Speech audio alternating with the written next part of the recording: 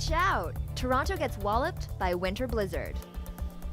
Hong Kong police haul away protesters, bringing an end to 75 days of demonstrations. And here's something to melt that snow. The list of nominees for the 72nd Golden Globe Awards is here to take your mind off the nor'easter. Hi, and welcome to Humber News. I'm Adriana Jung, coming to you from our newsroom here at Humber College North Campus.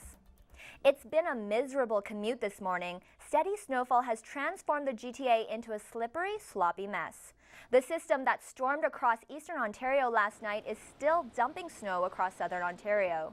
Environment Canada says about 5 centimeters fell overnight and another 10 to 15 are expected throughout the day. Here at Humber, students have mixed feelings about the weather. We were on the highway forever.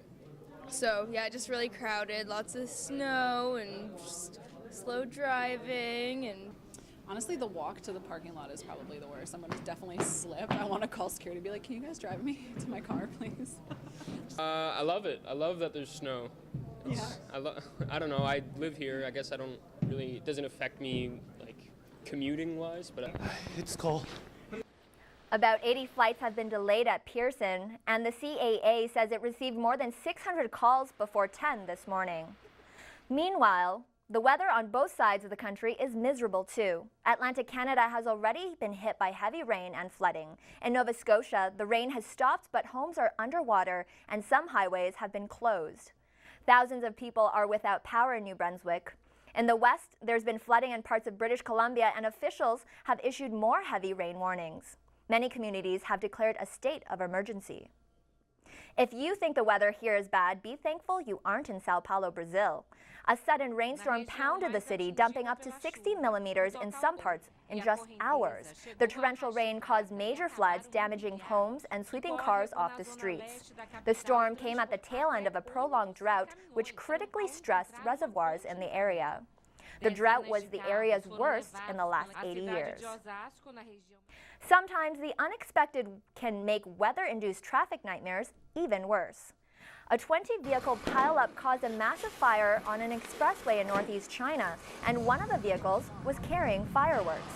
Thanks to snow and slippery road conditions, the vehicles crashed into each other and ignited the fireworks. As nearby drivers abandoned their vehicles, firefighters battled to clear out the expressway. Chinese firefighters aren't the only ones working hard at their jobs. A historic landmark in Chicago caught fire during a heating system repair. The fire spread quickly, and within minutes, the entire upper floor was engulfed in flames. The century-old building used to store horse-drawn fire engines in 1905. To the Middle East now, where controversy is brewing over the cause of death of a Palestinian cabinet minister. Palestinian doctors say Ziad Abu Ain died after being choked and hit by Israeli security forces, but Israeli pathologists say he had a heart attack.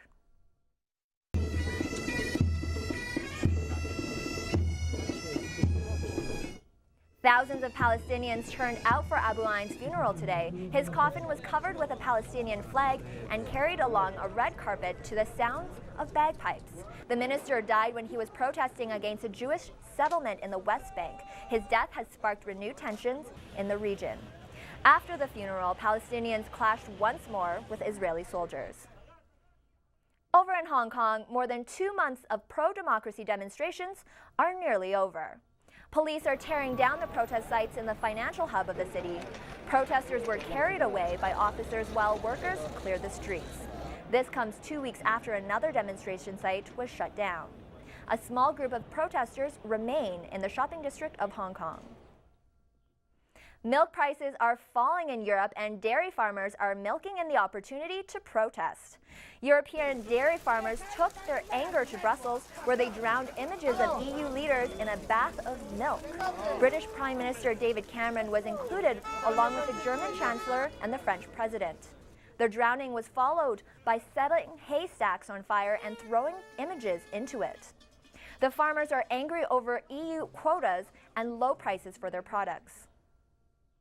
Here at home, the Supreme Court has ruled that police can go through suspect cell phones when they arrest them. The decision says police will be able to look through texts, emails, photos, and calls. Further searching requires a warrant. But there are some conditions. The search must be directly related to the arrest, and police have to keep detailed notes.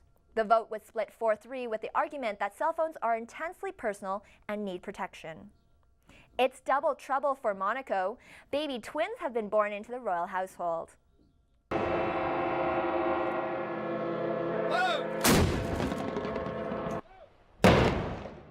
Church bells rang and cannon shots were fired in celebration following the news. Prince Albert II of Monaco and his wife Charlene welcomed their first children, a girl and a boy. People took to the streets cheering and waving flags in front of the palace. Because of Monaco's succession laws, the baby boy is next in line to the throne and not his older sister. And they're celebrating in Stockholm too, a white tie affair for the Nobel laureates. Winners joined together at Stockholm City Hall to receive their awards yesterday. Then it was on to a lavish banquet in their honor. More than 1,200 guests were invited to the banquet along with members of the royal family. A surprise menu from top Swedish chefs was served to guests on thousands of porcelain dishes. Glad I don't have to be the cleanup for that party. When we come back, we'll tell you what's happening in the world of sports, and Kendra Hamilton will have your 3-day forecast. It's definitely coming down out here, Adriana. If you don't have anywhere to be today, take this opportunity to stay warm at home with some hot cocoa and Netflix.